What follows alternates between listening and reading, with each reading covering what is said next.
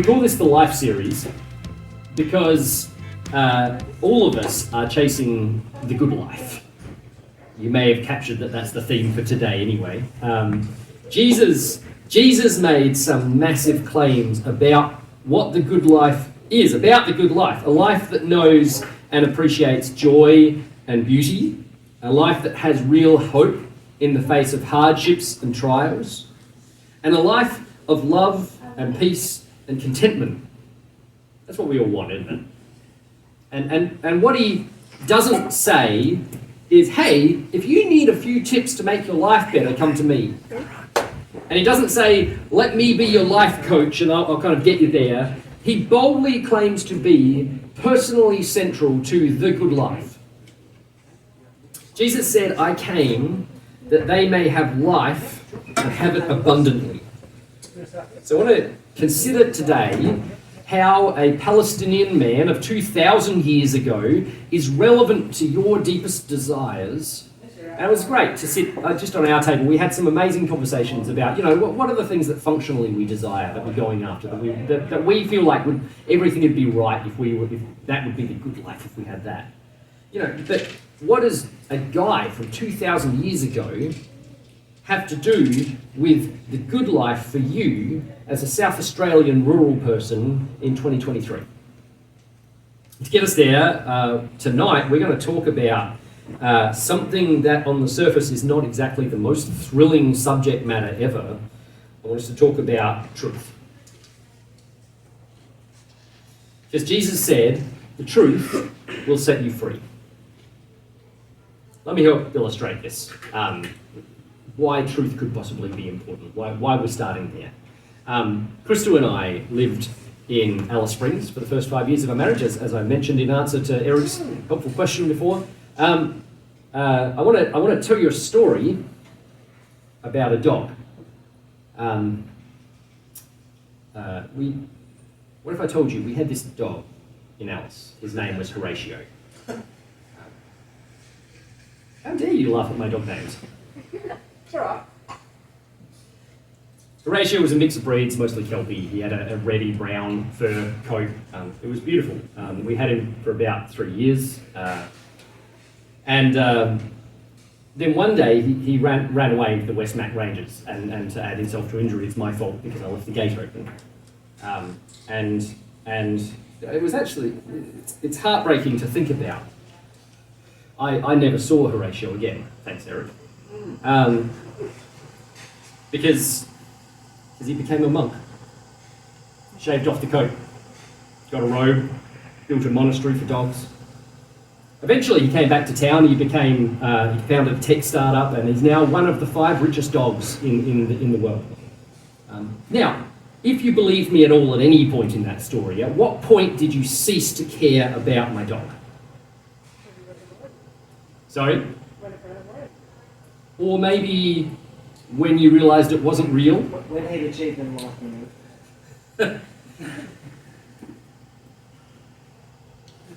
When you know that it's not true, you cease to care, right? What if I told you that it was true for me? Like if you could time machine back onto Alice Springs in 2015, you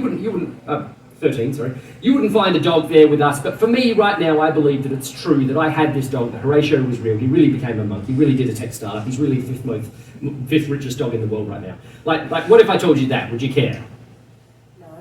No. I mean, you'd probably tell me I was insane, and you'd be right? But yet, there's a strong push today, especially in Western countries like Australia, especially amongst the highly educated in our country, to say that truth is a relative concept. That what's true for me doesn't have to be what's true for you. In fact, that I can define my own truth. The air we're encouraged to breathe today, especially at places like our tertiary institutions and a lot of schools, a lot of places, is that the truth about who you are is whatever you want it to be. Now, if that's true, then is it the case then that because we like to define the truth about ourselves, that we can define the truth about the big questions in life. Yeah, every one of us have had those moments when we stop and reflect on the big questions. The where did I come from? The who are we? Who am I? Why am I here? How should I live? Where is my life going? It might be that rare moment when you're staring up into the sky and you get the thought of how does little old me fit into a universe of this size? Or maybe, you're jolted into considering it by a hard situation in life, whatever it is. And when we ask those questions, we're led to wonder, are the answers to the big questions in life whatever you like the best? Are they whatever makes the most sense to you? Are they whatever is most popular at the time? Or is it possible that there are exclusively true answers? Because truth doesn't simply bend to our preferences and feelings. Let me ask, if a person steps off of a rooftop, what happens? Well, no matter where you are in history, right? No matter your cultural background, no matter your beliefs, your worldview, no matter how sincerely you believe that you will float, it'll be true that you go splat, right? Like, that's what's going to happen. Gravity isn't like Looney Tunes. A second Looney Tunes reference tonight for some of you. Where Wile E. Coyote, he runs off of the cliff, and he only falls once he realizes that he's going to fall. Once he believes that there's a drop, he gets out there, he skids to a stop, and then he's like, and then falls. It's not like that. The truth of gravity wasn't invented, even, was it? Does anyone remember, who's credited for what we call the universal law of gravitation? Thank you, school teacher. Isaac Newton. Newton didn't invent the truth about gravity, though, did he? He discovered it. So is it the same with the answers to the big questions in life? We don't invent them, we discover them. We know the importance of truth in all parts of life. When you see a doctor, look, let me personalise this a little bit more. We went to a doctor last week because our son cut himself in the face and got super duper infected. If we'd gone to the hospital with him and the doctor had gone, you know what, I'm just going to vibe this one and go with what I feel like going for today. I'm a doctor who just likes to go with the diagnosis that feels right to me. You've met that doctor, right? Work in healthcare long enough. But no, you want a doctor who's going to give you a diagnosis that is true. Right? That is the one true diagnosis. In fact, an approach to medicine that isn't based on truth and reality is dangerous. Am I right? So if we can see the importance of truth that is true for us in the area of gravity, and in the area of medicine, and in the area of my fictitious dog, and so many other parts of life, why do we then say sometimes things like, that religion might be true for you, but not for me? Or why do we think that the good life is whatever you want to make it? Which might be different for you, and for you, and for you, right? Is it not possible that the big questions of life have exclusively true answers? And if so, wouldn't you want to search for and discover that truth? This is where Jesus comes into the equation. He says that just like gravity is true for all people, there is only one true answer as to what the good life is. One truth about deep, satisfying, lasting happiness. Jesus says it's about true worship. Now, you might think about worship as a thing for religious people, but according to Jesus, there's no such thing as atheism, really, since all of us have functional gods that we worship with our lives. We are all worshippers. Because Jesus understands worship to be not the bow down singy stuff, although that's part of it, but he understands it to be what you revere and delight in, what you dream about and what you treasure. what you give yourself to, your time, your energy, your money, your life.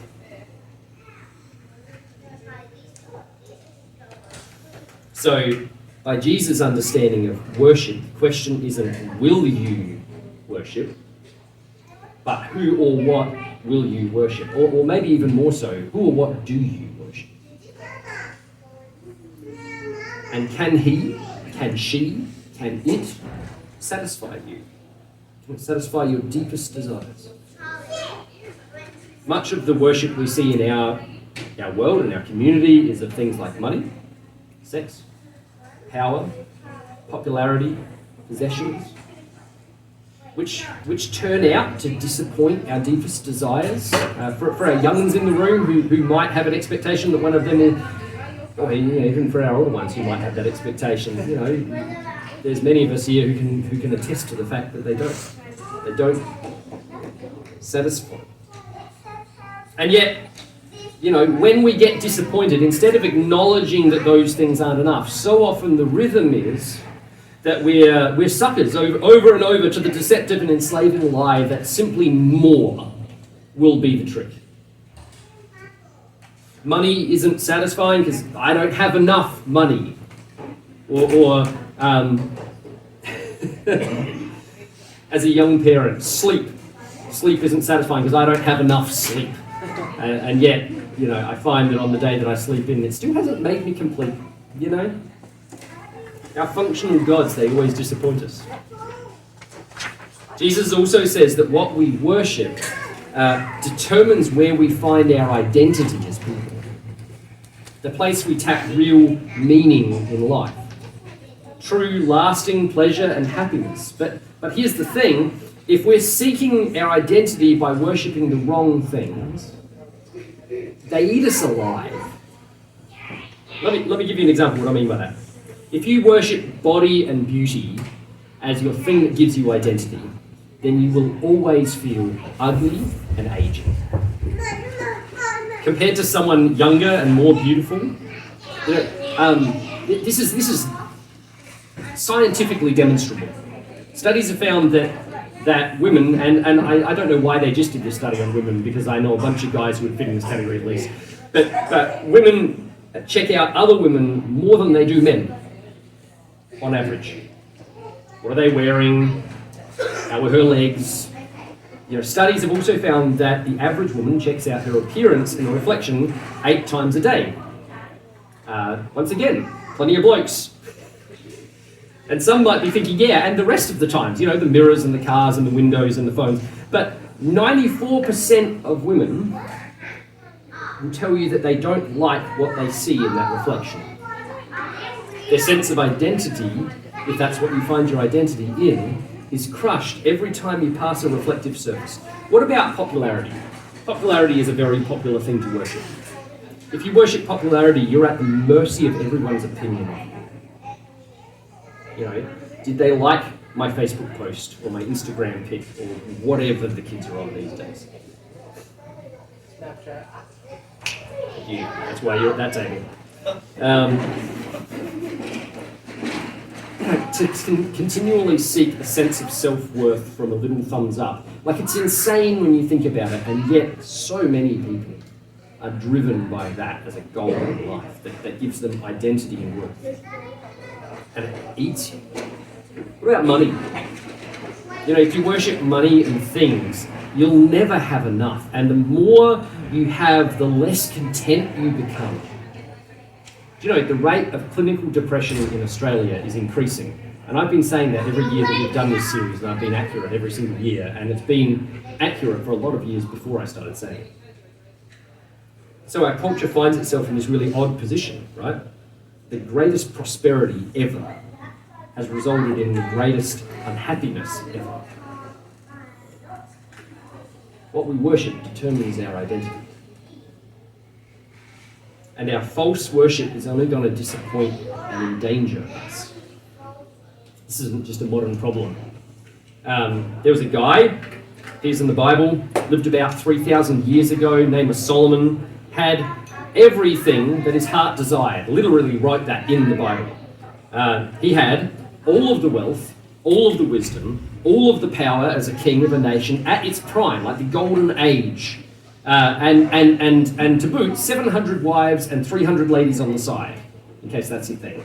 The ancient Hugh Hefner plus a fair bit, right? And yet he says this. He says, I denied myself nothing my eyes desired. I refused my heart no pleasure. My heart took delight in all my work, yet when I surveyed all that my hands had done and what I had toiled to achieve, everything was meaningless and a chasing after wind. A man with all of the wisdom, wealth, sex, success, power, and pleasure says there's got to be more than this. What about a more recent example? Jim Carrey. Jim Carrey is an actor who I delight in and have since a young age. He last year, in fact, at the Golden Globe Awards, got up and like the PA as he walks in goes, and it's two-time Golden Globe winner Jim Carrey, ladies and gentlemen. And he gets up and he says, I am two-time, I love this speech. This isn't the main point of what I'm saying about this guy, but I just love it so much. I am two-time Golden Globe winner Jim Carrey. You know, when I go to sleep tonight, at night, I'm not just some guy going to sleep. I am two-time Golden Globe winner Jim Carrey, getting some much-needed shut-eye. When I dream, I don't just dream any old dreams. No, sir. I dream about being three-time Golden Globe winner Jim Carrey, because then I would be enough. Now, that was obviously tongue-in-cheek from him. But there's something he said when he was being serious as well that makes a sort of similar point. He said, I think everybody should get rich and famous and do everything they ever dreamed of so they can see that that's not the answer.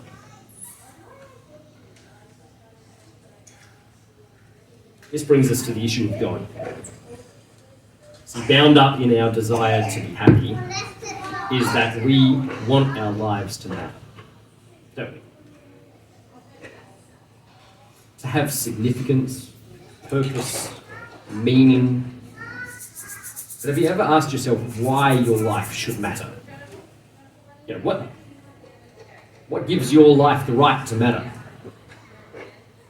You know, many in our world believe only in the material world, that we're the product of random chance. You know, accidents, who have found ourselves lucky to be here, who live, die, and then rot. And Richard Dawkins said, DNA neither cares nor knows, DNA just is. And we dance to its music.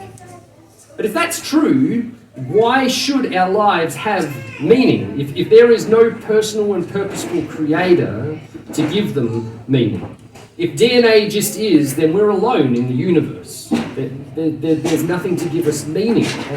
We're an advanced species that needs food, water, sleep. Or is it true that there is more to life? Everything within us wants there to be more, right? And the good news is that Jesus says there is. Which brings us back to the question of what Jesus has to do with the truly good life. Jesus makes this massive claim to be the only one who can offer the good life that we all desire. He says the pursuit of true happiness without God is tiring, frustrating, ultimately hopeless. I don't know where each of us is at with the God question. But imagine for a moment that there's a purposeful, there's a creator. And he's good and kind and intends us for real life, satisfying and full. Jesus' point is really simple. If you're cut off from the living God, it doesn't matter what you try to fill the gap with. You have a God-shaped gap in you. And it's never going to work to fill it with anything else because something irreplaceable is missing. True worship has been replaced with error. Like a flower in a vase, cut off from its life source, waiting to die. It might look pretty. Might look like it's got everything together. But ultimately, it's dying. Let's return to those words of Jesus that we quoted at the beginning of today. I came that they may have life and have it abundantly. Jesus is speaking at the time to a crowd of people using a figure of speech where he compares people to sheep. We live in the country and we have the benefit and dubious benefit of knowing what that might mean. I don't think primarily he's saying that we're dumb like sheep, just that we need good direction. And take a look. If you've got one of those New Testaments on your table, grab it and have a look. If you don't, if you've got a Bible with you, otherwise you can listen to me. But in John chapter 10, which I meant to pick one of them up so I could tell you what page it was on, but I did not.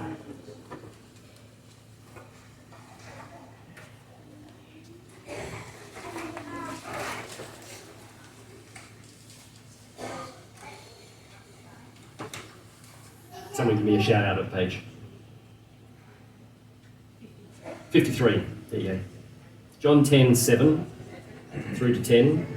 Jesus says, "Truly, truly, I say to you, I am the door of the sheep.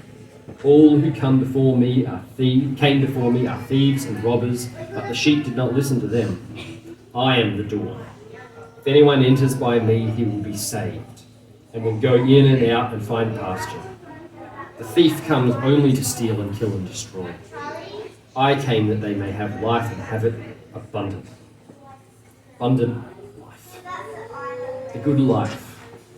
Life with meaning, purpose, and significance. Here's the first thing to notice about this good life. This truly good life begins now, but goes beyond this life into eternity as well. Have a look there, verse 27 and 28 of that same chapter, John 10. He says, "My sheep listen to my voice. I know them and they follow me. I give them eternal life and they shall never perish. No one will snatch them out of my hand." Eternal life means a lot of things, but can be summed up as a life as God intended it to be. One beyond the pain and the brokenness of this life. Here's the second thing to notice about this life. Jesus makes himself the key to gaining. Notice what he said there in verse 9. "I am the gate for the sheep," which is to say, he is the way into the pasture, into the life. The way into the good life forever is Jesus. Notice what he doesn't say. He doesn't say, "I am one of the gates.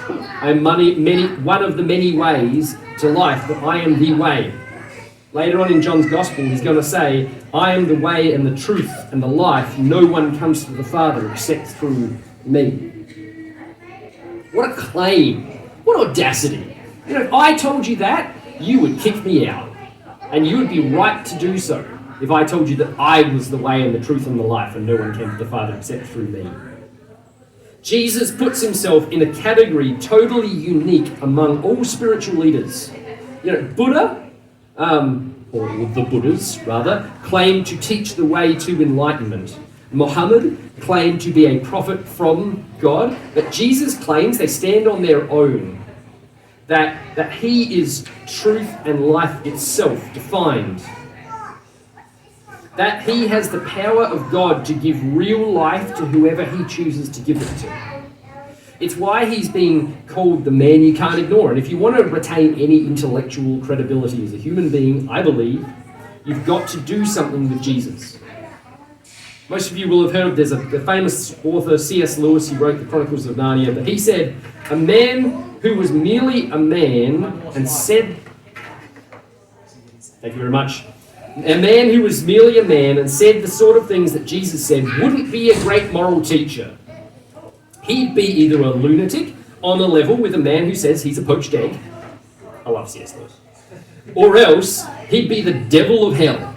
You must make your choice. Either this man was and is the Son of God, or else a madman, or something worse." Let's wrap this up. Truth matters. It matters in physics. It matters in medicine. We can't function as a society unless the signs that we put up, literally on our roadsides, tell the truth. Unless the justice system and courtrooms are concerned for truth, they fall apart. Our relationships don't work unless they are based on truth. And here's the thing, Jesus says the truth about the good life is to be in relationship with him. by worshipping Him, centering your life around Him.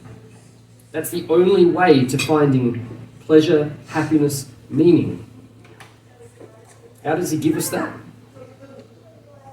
Well, I'm going to look at that in a lot of detail over the next 5 weeks. But we get a hint in verse 11 there. It's this amazing paradox that Jesus' death is the key to our life, the good life, the full life. Friends, these are massive claims. And they deal with life and death issues. They're too big to ignore, too significant to dismiss. You've got to do something with Jesus. If He's not telling the truth, He's not a good man. He's an evil man. But if He's telling the truth, that changes everything. So as I finish, let me leave you with a question. That's our discussion question to get you going over the tables. And I think Eric mentioned, but we've got some possibility to write down a question or ask a question later in our Q&A time. But here's my question for you. Who do you think that Jesus is?